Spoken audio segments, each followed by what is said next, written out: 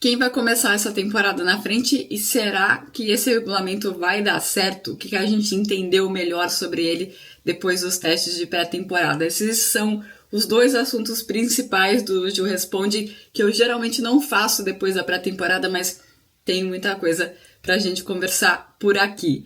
Eu vou falar sobre a Mercedes se esconder no jogo, o quão bem está a Ferrari, sobre a Audi, se eles surpreenderam ou não, o que está acontecendo com as largadas da Audi também, o quão grave a situação da Aston Martin, e aí da parte do regulamento, qual é a expectativa sobre as ultrapassagens, sobre as luzes externas indicando bateria, como é que funciona, como que a gente pode ver o que o piloto está fazendo, se as equipes têm estratégias diferentes de gerenciamento de energia e sobre a bendita taxa de compressão, o que vai acontecer em relação a isso no campeonato. Então, essas foram as perguntas que mais repetiram do que vocês mandaram no meu Instagram, MyF1Live. Fica aí o convite para vocês me seguirem por lá. E eu também agora estou no TikTok como Ju Serrazoli. Também podem me seguir lá pelo TikTok, quem preferir. Vamos lá, sobre quem está na frente. A Mercedes escondeu o jogo, dá para acreditar mesmo na Ferrari dessa vez, e também sobre a asa do espeto de picanha da Ferrari. Vamos lá. Mercedes, eu não gosto muito de esconder o jogo, eu não gosto muito desse tipo de expressão, mas o que eles fizeram? As simulações de corrida deles foram feitas na segunda semana do teste, porque eles estavam bastante tranquilos, porque eles rodaram bastante na primeira, já começaram a fazer a melhora do acerto já na primeira semana, então isso fez com que eles estivessem na frente de todo mundo no programa. Eles terminaram o teste do Bahrein, o último, ensaiando pit stop, o que ninguém mais estava fazendo, então eles estavam bem tranquilos em relação ao programa deles. Por isso eles fizeram as simulações de corrida no segundo teste. No segundo teste a pista estava menos emborrachada e a principal simulação que eles fizeram foi de manhã. Tem uma diferença sempre muito grande no Bahrein, porque é uma pista muito abrasiva, destrói o pneu. Inclusive não é uma pista muito significativa para o restante da temporada, é importante a gente lembrar disso, justamente por causa dessa questão do asfalto. Então faz muita diferença você fazer a sua simulação de corrida de manhã ou no começo da tarde e no final da tarde, quando a pista vai estar muito mais fria e muito mais gentil, vamos dizer assim, com os pneus. Então, quando as equipes olham tudo que a Mercedes fez, e as equipes olham muito mais simulação de corrida do que de classificação para entender onde cada um está. Porque na classificação é muito fácil você mexer alguma coisa de energia, colocar um pouco mais de combustível e tal, e isso vai dar uma diferença significativa. Então, por isso que eles usam mais a simulação de corrida. E aí, quando as equipes tentam jogar a simulação da Mercedes como se ela tivesse acontecido como a deles, todo mundo vê a Mercedes na frente deles. Então, por isso que é um consenso no paddock de que a Mercedes está na frente, sim, mesmo que a Ferrari tenha liderado todos os treinos, né? Tenha feito o melhor tempo em Barcelona e o melhor tempo no Bahrein, isso não é tão significativo. Isso quer dizer que a Ferrari está jogando para o público, está querendo dar esperanças? Não, é simplesmente eles fizeram o programa deles do jeito deles, que é um jeito diferente do que a Mercedes fez. Tem vários bons sinais na Ferrari. A Ferrari, um carro que, quando eles atualizaram o carro, né, ainda durante os testes, começou a se comportar muito bem, ele estava meio traseiro, depois o carro se comportando bem, um carro que tem uma eficiência aerodinâmica, então ele não tem um pico de downforce como o da Mercedes tem, mas ele tem uma boa eficiência aerodinâmica, um carro que foi confiável, um motor muito confiável, tanto com eles quanto com a Haas e até mesmo com a Cadillac. E um carro que estava largando muito bem, o que se fala é que a Ferrari optou por um turbo menor, pensando justamente nessa questão da largada, então é um turbo menor, ele gira mais rápido, ele demora menos tempo para ser preparado durante a largada, por isso que eles estavam largando bem.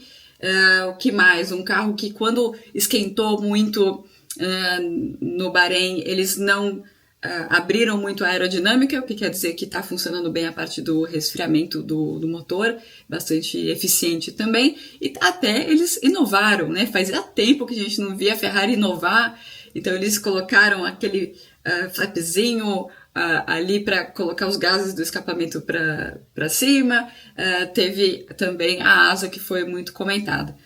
Falando sobre a asa, é experimental ainda, então eles colocaram na pista para ver se os dados que eles estavam pegando nas simulações deles, se realmente isso se refletia na pista. Acabaram andando menos do que eles gostariam, porque o carro teve um problema justamente naquela manhã. O carro foi confiável o tempo todo, teve um problema justamente naquela manhã. Mas eu estava falando com o pessoal da Ferrari e eles falaram que estavam muito orgulhosos de terem colocado aquela asa para ir para a pista, né, para correr, não para correr ainda, para disputar a corrida, mas para conseguirem levar essa asa, essa ideia até a pista. Outros engenheiros falaram, a gente olhou essa possibilidade, mas a gente achou que o lado negativo era maior que o lado positivo. Talvez eles olhem de novo, porque alguém viu alguma coisa que os outros não viram. Muito interessante isso, e fazia tempo que a Ferrari não aparecia como inovadora aí em testes, né? Então, são bons sinais, mas a própria Ferrari, eles falavam, olha, quando a gente vê o Russell, o Antonelli, eles conseguiram fazer algumas coisas ali na curva 12, na curva 13, que o nosso carro não consegue fazer. Então, são esses sinais que mostram que a Mercedes está na frente. Esse vai ser um ano com a Mercedes voltando a andar forte. Eu tenho certeza que eu vou confundir Mercedes e McLaren o tempo todo. Podem se preparar. A temporada vai ser longa nesse sentido. Não sei porquê, tá, gente? A Audi surpreendeu. Eles rodaram bastante, fizeram tempos rápidos, mas a largada pareceu lenta. Sim, o que mais surpreendeu foi a simulação de corrida do Bortoleto no último dia de testes. Ele começou no horário bom, então a pista estava muito emborrachada, era o melhor momento da pista, mas foi muito boa a simulação de corrida dele, foi muito rápida, foi a quinta simulação de corrida mais rápida, seria a quinta, aquela simulação de corrida colocaria a Audi na quinta colocação. Mas teve outros sinais ali bons da Alpine, muito bons da Haas também, a Haas que costuma fazer para a temporada bem pesada. Então não se coloca a Haas como quinta força, mas ali sétima, oitava com a Racing Bulls. Mas de qualquer maneira foi um bom começo para a Audi. O motor, eu falei com rivais deles e eles falaram, olha, fizeram um ótimo trabalho nesse motor, o motor está andando tão bem quanto o motor da Ferrari, o que é um ótimo sinal. Mas conversando com o Gabriel, ele está animado, ele está falando, olha, a gente vai ganhar, em algum momento a gente vai ganhar. Só não sei quando, que eu tô vendo que tudo está indo na direção certa. Quando a gente encontra um problema, a gente resolve e vai para o próximo problema, as coisas não ficam se repetindo, e eu estou muito animado. Ele falou que o carro um pouco complicado nas freadas, uma coisa que dá para ver, né? Nos downshifts também, né? Quando vai diminuindo a marcha, o carro não está se comportando 100% ali, mas é um começo positivo. O primeiro teste foi mais complicado, com muito problema. O segundo teste teve muito menos problema. Então as coisas estão evoluindo por lá. E no momento eles parecem estar nessa briga ali pelo Q2, né? Sobre a largada. Então a Audi, o que todo mundo está comentando é que eles escolheram o caminho inverso da Ferrari. Eles escolheram um turbo maior. Um turbo maior vai ser mais difícil, vai demorar mais tempo para ser preparado para uma largada. Então por isso as largadas deles não estavam tão boas.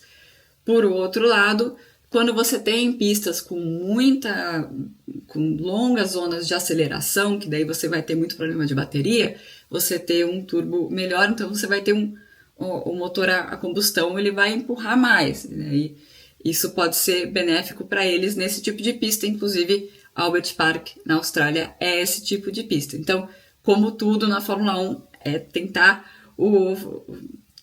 julgar o comprometimento onde você ganha, aonde você perde o que vale a pena. E por isso que é tão legal o começo de temporada, porque você vê as opções diferentes, né? Depois todo mundo vai convergindo aí para um melhor comprometimento. Sobre a Aston Martin, o quão grave é a situação deles?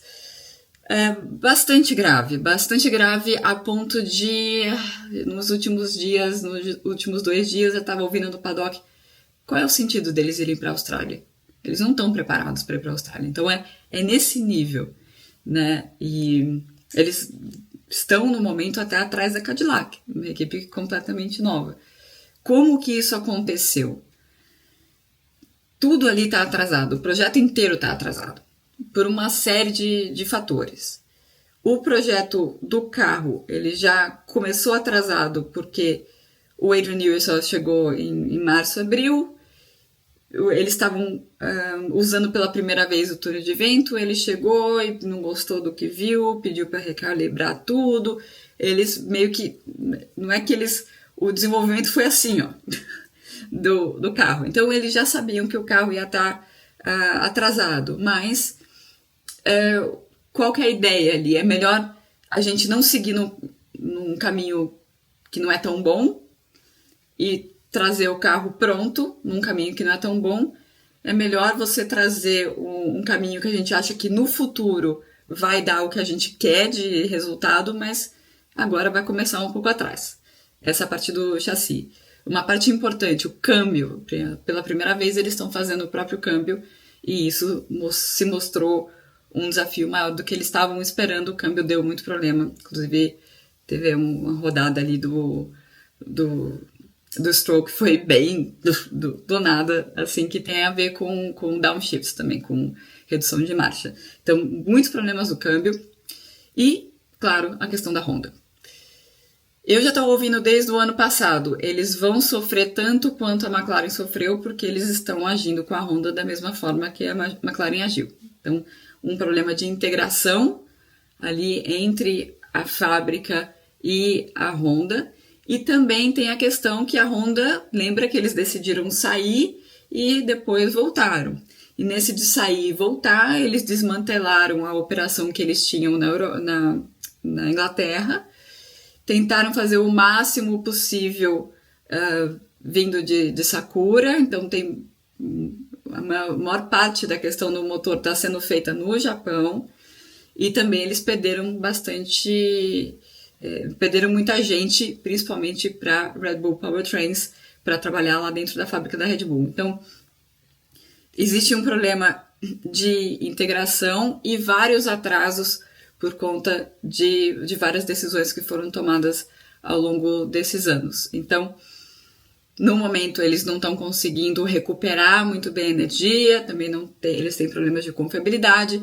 Com esses problemas de confiabilidade, eles não conseguem andar muito, então quanto menos você anda, mais difícil é você resolver os problemas que vão aparecendo, porque você não tem experiência, e eles são a única equipe usando o motor Honda, e então as coisas vão se somando, e por isso que eu estava ouvindo lá, qual é o sentido de aparecer na Austrália se vocês não estão em condição de correr. Porém, tudo aponta para um projeto como, sei lá, você tirou alguma coisa do forno e ela não está pronta ainda, não tem jeito de estar bom, né? Você tem que colocar no forno mais tempo, não quer dizer que não vai sair bom no final, certo? Mas simplesmente nesse momento eles não estão prontos para correr. Essa é a realidade do momento da Aston Martin. Agora indo para a parte do regulamento, né? Como está a expectativa para as ultrapassagens? Péssima. E esse é o grande ponto de discussão no momento nos bastidores na Fórmula 1, como a gente vai melhorar essa questão das ultrapassagens. Então esse regulamento, o Christian Horner há 2 anos definiu muito bem como o regulamento Frankenstein, né? Foi decidido que o motor ia ser 50-50%, que ia tirar o MG e o H. Essas 2 decisões geraram uma série de problemas. Todo mundo sabia que haveriam esses problemas, mas o que eles...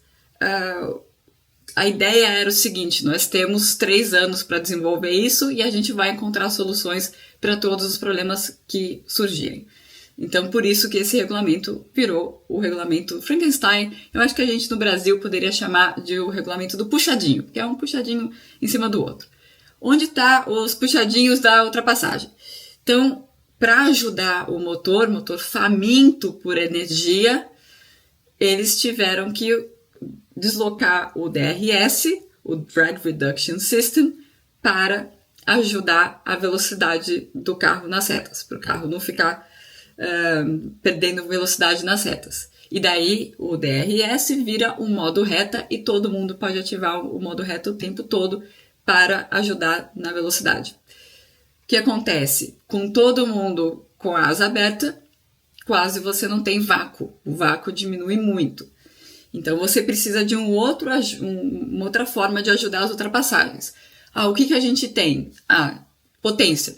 Potência vinda da parte elétrica do motor. Mas a gente não tem energia sobrando, né? Por isso que a gente colocou a asa. Então vamos fazer o seguinte. O piloto que está na frente, ele perde energia, né? Que é o regulamento atual, ele funciona dessa forma. A partir do momento, então, numa volta normal, a partir de 290 km por hora, o piloto vai perdendo energia da parte elétrica do motor até chegar a zero. Se você tem o modo ultrapassagem, é liberado mais energia para você e você não perde. Você fica com 350 o tempo todo, até acabar a sua energia. Por quê? Porque tinha que ser simples, né? O que eles perceberam nos testes? A diferença de velocidade não é suficiente. Porque você não tem o vácuo, ou você tem muito menos vácuo, e essa diferença de bateria não está sendo suficiente. E qual é a solução? Então, esquece tudo isso. O que a gente vai fazer é limitar a energia a 200 kW para a volta normal, então para o piloto que está na frente na situação de ultrapassagem também. Então é 200, não tem aquela coisa de você ir perdendo ao longo da reta, é 200 o máximo é 200 de deployment, né, de uso da energia, e o piloto que tem o modo ultrapassagem, esse sim bate em 350 e ele começa a perder energia elétrica ao longo da reta, mas a diferença é tão grande que isso vai gerar ultrapassagem. Deu para entender?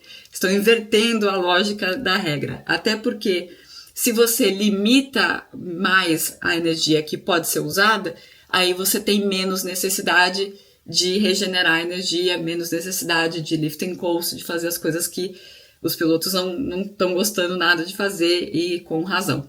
Então é isso que está sendo estudado e a boa notícia, existe uma boa notícia sobre esse regulamento, que é que tudo, como eles sabiam que a gente ia ter esse tipo de problema, eles fizeram o regulamento de uma forma em que é muito fácil você resolver essas coisas com essa questão da energia. Então, dá menos energia para um e tira do outro, numa pista vai funcionar desse jeito, noutra pista vai funcionar de outro jeito.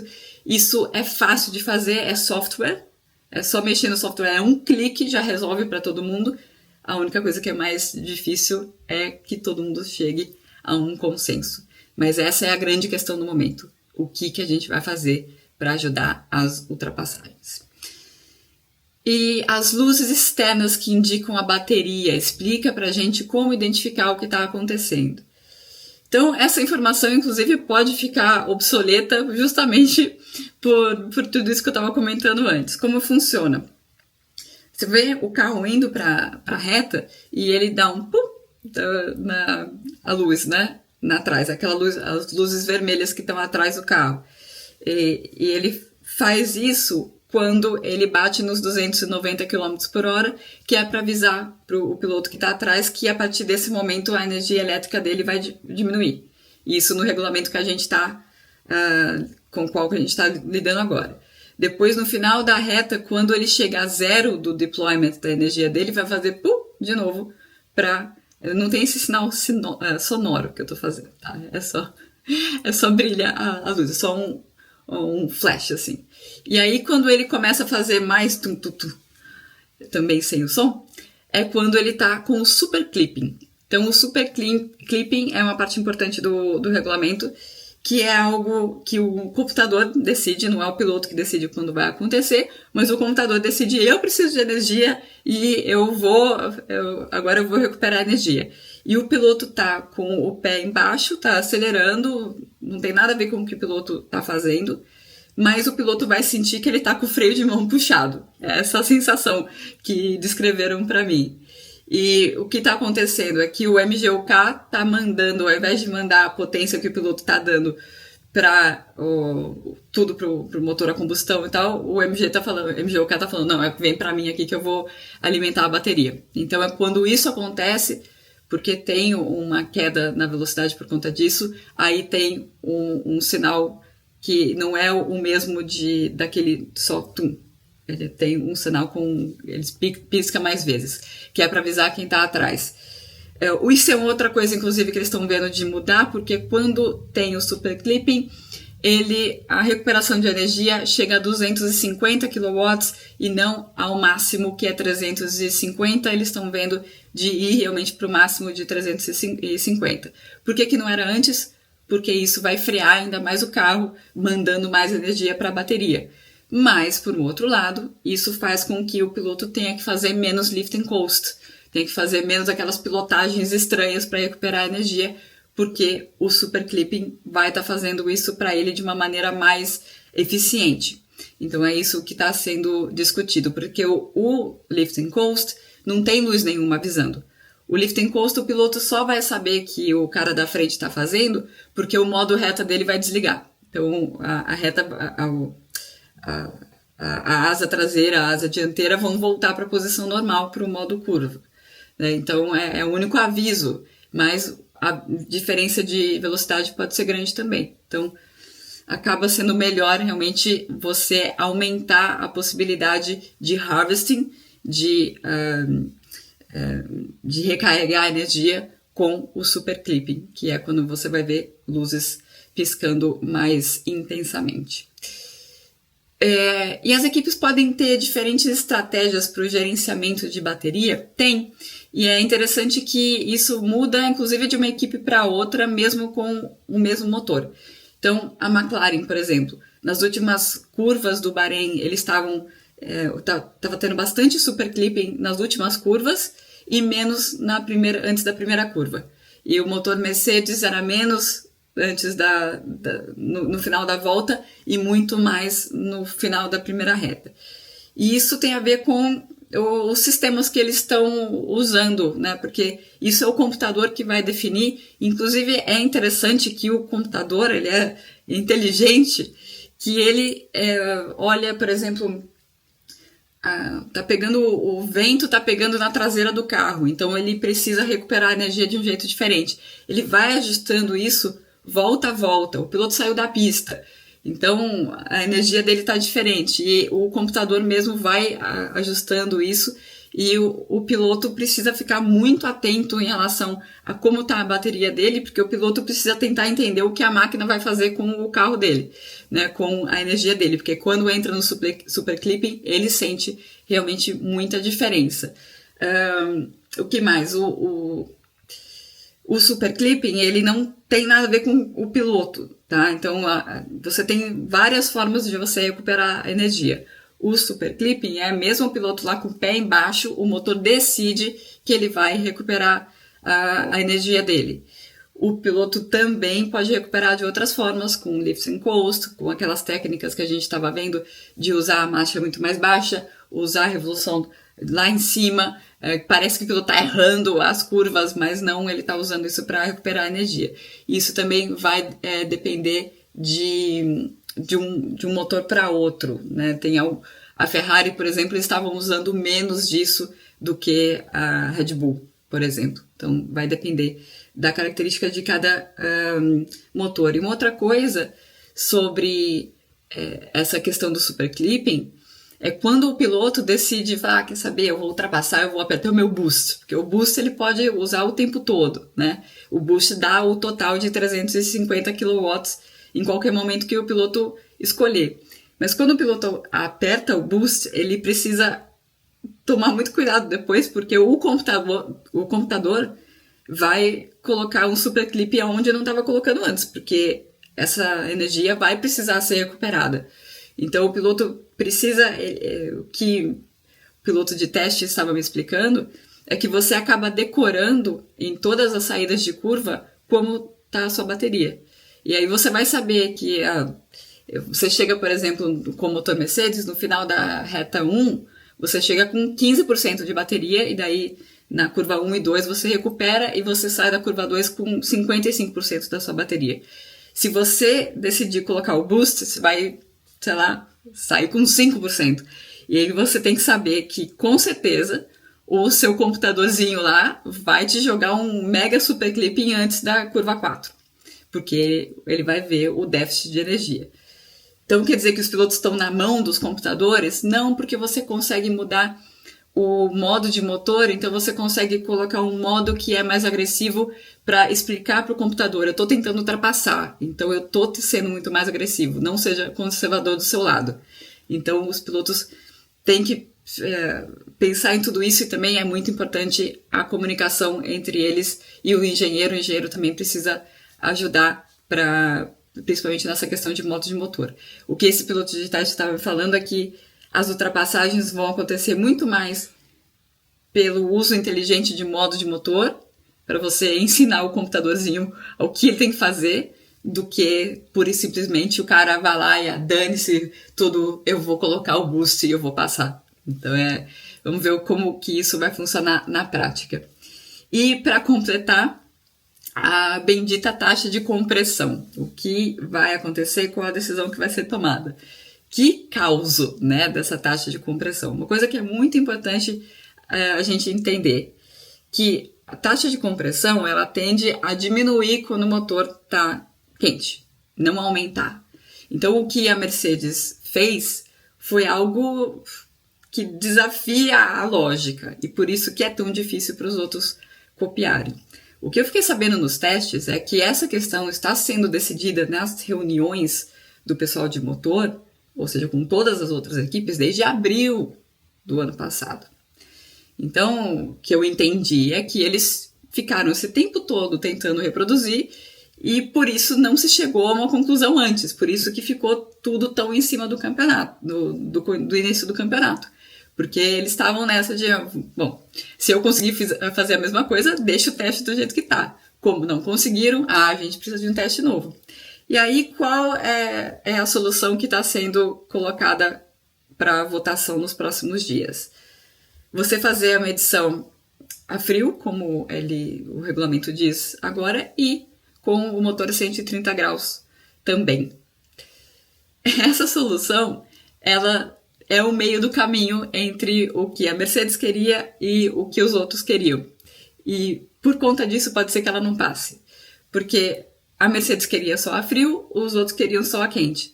Se você fizer a frio e a quente, muito provavelmente o que você vai pegar é um motor que, se ele tiver a 16/1 a frio, ele vai estar a 15, sei lá quanto, a quente. E daí isso acaba com o que os rivais da Mercedes estavam falando, que o carro tem que estar dentro do regulamento o tempo todo. Porque se o próprio motor deles não está, né?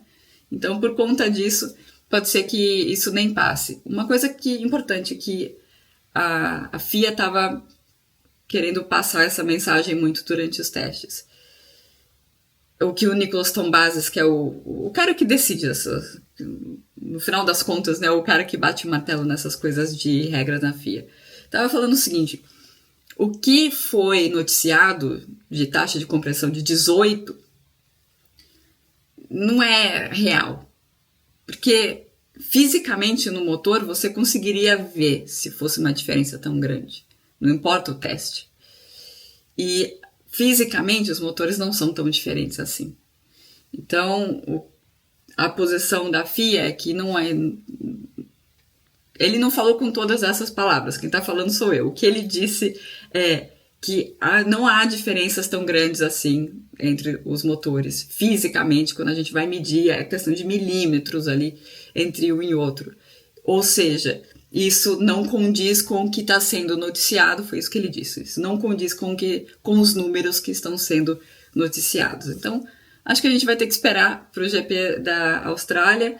A Mercedes, depois que foi anunciada essa questão do que vai ser colocado para votar e tal, estavam falando, nosso motor vai ser homologado, então a gente está seguro de que a gente não vai ter que mudar o ano inteiro. Não é bem assim, tá, gente? Se realmente passar essa questão, o próximo passo é votar como vai ser feita uma reomologação se tiver um motor que precisa ser reomologado, tá? Então, isso que a Mercedes estava tentando demonstrar tranquilidade, usando essa questão de homologação, isso não tem nada a ver. Eu fui, inclusive, perguntar para o Tom Bases, ele disse que não.